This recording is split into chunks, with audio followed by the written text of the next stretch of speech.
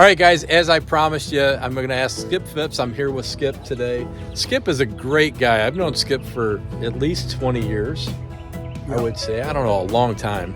And I've had the opportunity a couple times to stop by his shops. But he is a true, genuine person. As you know, he does church in the garage on Sundays with us, and we appreciate that so much. I mean, so many good things have happened from that. A lot of things that you don't even know have happened, but so many good things have happened from that. So we really do appreciate all the time that you do. And you've been the most consistent person on PDR interviews, a lot more than me. But I'll tell you something else that really means a lot to me about Skipp is when I was sick a year ago, Skipp came up, and he actually came up to my house and prayed for me. And there's nothing more that you can do for somebody that when they're sick is pray and show them that you really do care. So as guys are sick, as guys need help in our industry, men or women, feel free to reach out to us. We'd love to just show you that we love and we care for you. There's not much we can do except for pray, but we truly believe that prayer makes a difference. It can move mountains. Yeah. So anyway, guys, we're here at Skipp's place, Hail USA. Tell them about Hail USA. So we are in Springfield, Missouri, what some people refer to as the Mecca of PDR. Yes. At one time or another, there's been a dozen schools here over the years, but yeah, we're just a retail facility. We do a lot of fleet work, rental car work, retail, a little bit of mix. We do some training, as you can see. So we do some training. I still contract with Ding King, certified trainer. So do a little bit of everything. We do some paint work here as well. Do some bumpers and doors and interior repair and a little bit of everything. He does it all. And we'll give a quick walk around the shop here in a moment. And then we're going to ask him 3 questions that I've thought of as I've driven down here today. And we're going to see how he answers these questions. Actually, I think there's 4 questions. There may even be more. But all right, can we get a tour? Well, yeah. All right, let's go. I was telling Randy when he pulled up that this is the blue collar PDR shop.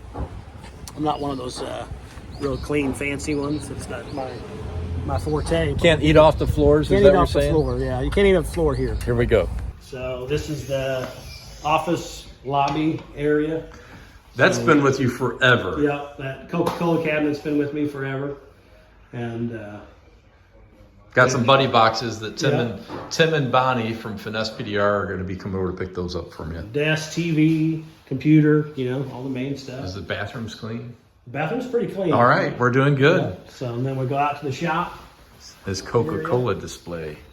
And, so I've got a couple real live students working on stuff, and like I said, we do a little bit of paint work. So we got a lift over here because I'm too old to bend down to do bottoms of doors and that kind of stuff. So I lift the car up to work on it. So we use real simple lift and prep station and kind of like I said, we do a little bit of paint back there, but it's a good facility, growing area. What year did you start in the PDR business? I got hired to detail cars by Terry Siegel at a Porsche Mercedes dealership in Wichita, Kansas. And he said he needed help because he was doing this new PDR thing, and that was 1992. And then I was officially trained by Terry in 1994. Wow. So, and when did you start training? I worked with Terry as an assistant trainer starting in 95. Okay.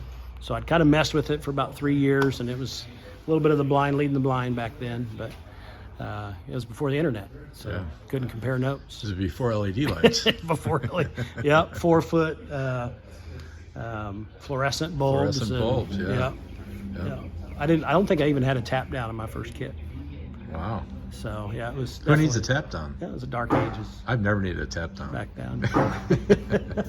Skipp, let's talk about family. Tell us about your family.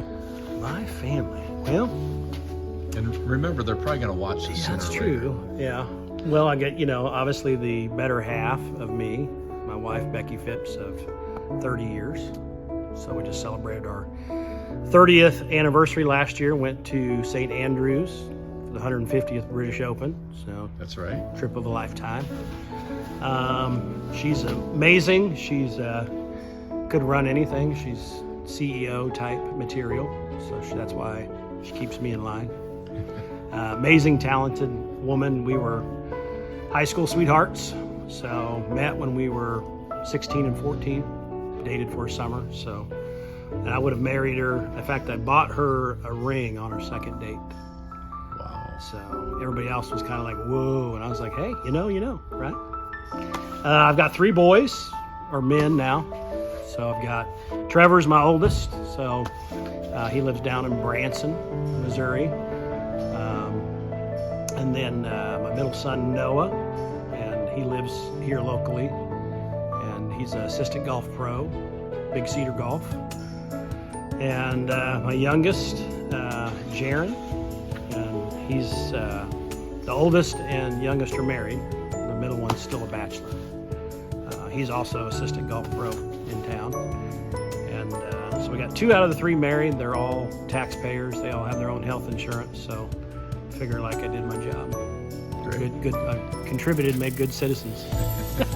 Any talk of grandchildren? Well, my wife and I talk about it, but no talk from the kids yet. So hopefully, right now we've got, dogs. Dogs. So spoil them like grandkids. What's your dog's name? Maggie May. She's normally here at the shop. What kind of dog is she? She is a Bernese mountain dog She's beautiful. that I'm fairly infatuated with. So she. All right, questions. We're going to go to question number 1. As a musician yourself, who's your favorite band and why? That's an easy one for me. 80s metal band Stryper, which is probably not going to be a shocker to you. They were a Christian metal band. But I actually grew up playing drums, and my best friend was a drummer in high school, and we wanted to start a band. One of us had to learn to play something else, so I volunteered to learn to play guitar, and that's how I learned to play guitar, was a Stryper album and songbook. They were the hardest Christian rock Yeah, they were on the market back in the kind of like late 70s, early 80s. kind of like a Judas Priest, or Yes. very heavy metal, Yeah. glam. I'm surprised I remember those guys. Yeah. I remember them too. They're still around. Are they? They still make music. Wow. So I've actually been to a few shows, and but they're definitely my favorite band. They probably have they're heavy metal, but they have like a little bit of Boston. In fact, I was going to think you were going to say Boston. well, fun trivia note is the singer for Stryper actually sang for Boston when their original singer died. Never knew that. Yep, he sang for them for a while. So Wow. very similar style of music. All right, question number 2. As a business owner, what is it that you wish you could do that you can't because you're not an employee? Quit? Get fired? Maybe. But paid vacation. Yeah. Take time off and not have to worry about whether things get done or not, or how you're going to associate that. I think that would, for the most part, being the owner is a very good thing. But there are definitely the challenge of leaving it at the shop, not taking it home with you. Yeah. Good answer. All right, Skip. 2-part question here concerning training. All right. 2-part question. I'll do A and B. Question A. What is the ideal age of a person wanting to learn PDR? That's a good question. I've actually trained over the years. First started training people in 95-ish. I've trained I think the youngest, maybe 13, 14. And I've trained guys in their 70s throughout the years. So I would say earlier the better. But it has a lot more to do with dedication and desire and passion. I think probably has more to do with your age, or is more important, I'd say, than your age. So yeah, whatever your motivating factor is, whatever age that kicks in. Because I've had some guys that are young that are just, they don't know that's what they want to do yet, or they're not motivated to give it everything they got. So sometimes, a little bit of maturity is a good thing. You've lived life a little bit and realize, hey, I want to, there's a lot of when it's up to you and you're an independent contractor or business owner, you got to have that drive to wake up every day Sure. and make it happen. Right. So for some people, they're born with that. They walk out of bed with it. For other people, they develop it over time. So, I mean, if I had to put an age, I'd say in your 20s would be a great time to start. Yeah. But I think it has more to do with what your motivator is to get going. Okay, that second part, the B question. How many years you been training? 30 years? Well, since 20? 95, so Okay, 20, so 25 plus years. 25 plus years. Okay. What's your feedback on the guys you've taught on how long it took them before they became comfortable in the PDR, Well, it used to be a lot longer. I'll say that. Guys are better, faster now than they've ever been. And that's just because we're better at training it. The tools are better. The technology's better. I mean, when I started, you couldn't get on the internet to watch a video or pick somebody's brain like you can now. So the amount of information that's available to guys now, before you had that dedication, but you couldn't really get the information. You learned from the guy you learned from, but you couldn't sit there and pick his brain 24/7 like you can now. You can access technicians all over the world. And so most of the feedback I get now is people are saying in that 6-month, 12-month window, like they know they still got things to learn. They still need to get better, faster, things they have to experience. But there is a comfort level where most of the normal stuff they're not intimidated by anymore. If you could pinpoint one thing in the industry that needs to be discussed, what would you suggest a topic be? We could go a lot of different places with that, but I think since my experience is in training, so I'll go from that perspective. There are a lot of good outlets for training, a lot of good instructors out there, but I would say it's a skill. Just like you learn the skill of PDR, there's a skill to teaching, there's a skill to instructing.